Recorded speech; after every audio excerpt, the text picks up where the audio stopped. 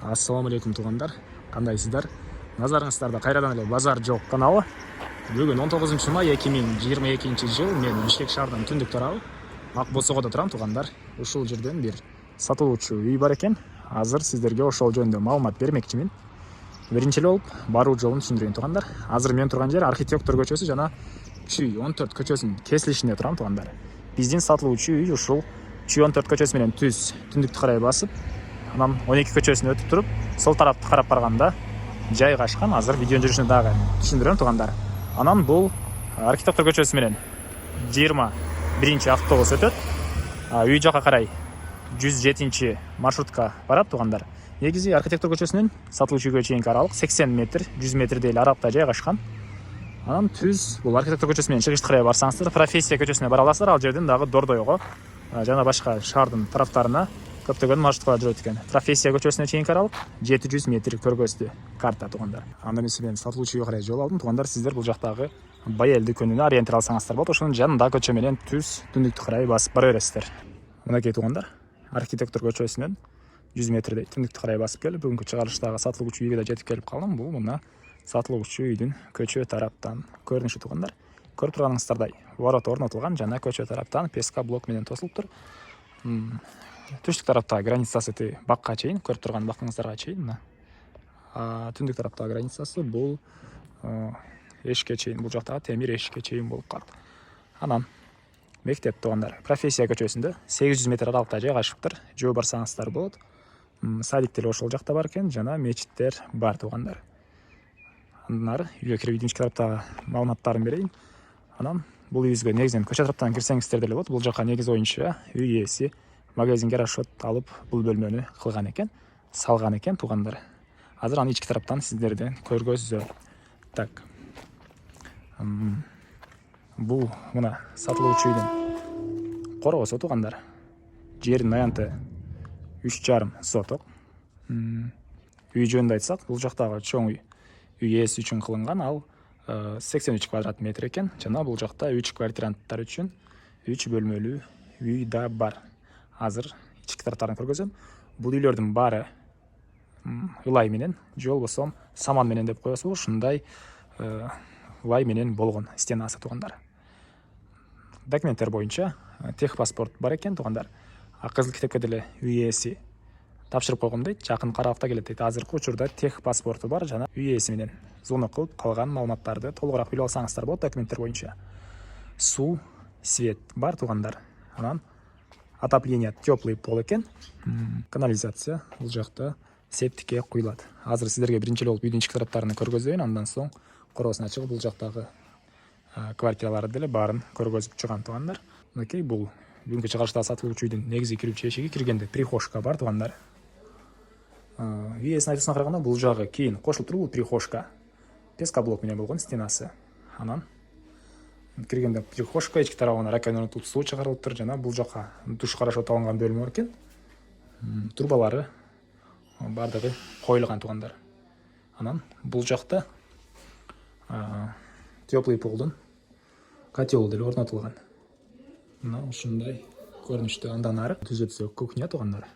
Бул кухнянан биз калган бөлмөлөргө өтүп кетип атат экенбиз. Кухнянын өзүнүн полу кафель, дубалдары жарымага чейин кафель, калганы шкаклевка жана потолок пластик экен.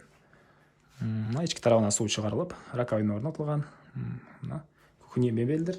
Анан могу мебелдердин баары калат экен. Бир гана үй ээси бытовой техниканы алып кетем дейт туғандар. Азыр энди андан ары сиздерге оң жактан бир чекенен тааныштырып кете берейин бөлмөлөрүнү. Айта кетчү нерсе, теплый пол, водяной суу менен жылытуучу пол экен. Андан ары жанакы сиздерге айткан магазин үчүн болгон бөлмө мына ушундай көрүнүштө. Мурда үй ээси магазин кылып иштеткен дейт. Азыркы учурда швейный цех катары иштетет экен туғандар.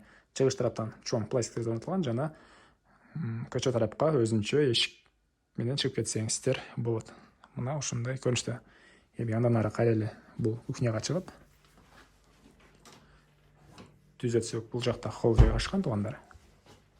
Мынакей бул холлдон бул жактагы спальный бөлмөгө жана бул жактагы залга өтүп кетип атат экенбиз. Дубалдары шкаклевка, потолок пластика туғандар. Түндүк тараптан пластик орнотулган. Мына ушундай көрүнүштө эми мындан ары бул жакта спальный бөлмө. Окей, мына ушундай көрүнүштө. Андан ары түз өтсөк, ал жакта зал жайгашкан туугандар. Окей. Түндүк тараптан пластиктерден отуптур. Потолок пластик. Узун туурасы 4,5 га 4,5 көрүнөт бул бөлмөнүн. Болжол менен айттым туугандар. Эми андан ары төз чыгып, оң тарапка кайрылсак, бул жакта бир мына ушундай бөлмө жайгашкан. Потолок пластик экен.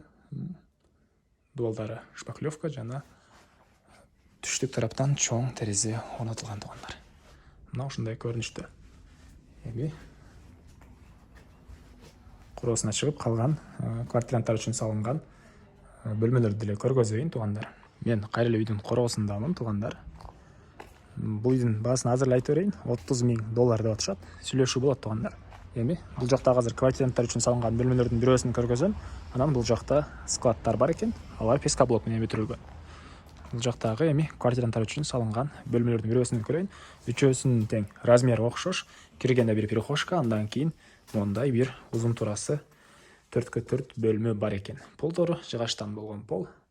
Дуалдары штукатурка, потолок фанера экен. Мына ушундай көрүнүштө. Светин жандырып турган. Окей. Анан бир-бирден терезелер орнотулган туугандар. Азыркы учурда эки бөлмөсүндө квартиранттар бар экен, а бирөөсүнө үй ээси өзү швея иштеткенге байланыштуу өзүнүн мондай буюмдарын сактап коюптур. Бул жакта бирөөсү, анан бул жакта дагы бирөөсү бар. Андан ары бул жакта үйдүн тышкарындагы туалет пескоблок менен бүтүрүлгөн. Кошуна менен болгон границасы ал фундаментке чейин. Анан бул жакта бир аз жер жемшекенге жер, жана бул жакта гүл эккенге жерлер бар экен. Бул жакта границасы бул жерге чейин туугандар. Эми эмне маалымат калды? Баасы эле калды окшойт туугандар. Бул үйдүн баасын $30,000 деп атышат. Сүйлөшүү болот. Ээсинин номерин мен экранга калтырам. Звонок кылып сүйлөшүп көрүңүздөр туугандар. Сүйлөшүүлөр болот. Негизги маалыматтарды дагы бир жолу эскертип кетейин. Жеринин аянты 3,5 соток үй. Жанакы чоң үй өзү 83 квадрат метр. Бушпаган кирпич менен бүтүрүлгөн. Анан бул жакта склад, бул жакта 3 квартиранттар үчүн үй салынган. Анан документтер боюнча техпаспорт бар. Жакында кызыл кетип деле келет экен. Ал жөнүндө ээси менен звонок кылып сүйлөшүп алыңыздар. Мектепке 800 метрдей аралыкта Старый Толчокко жакын жерде болуп калат. Старый Толчокко жакын жерде болуп калат туугандар.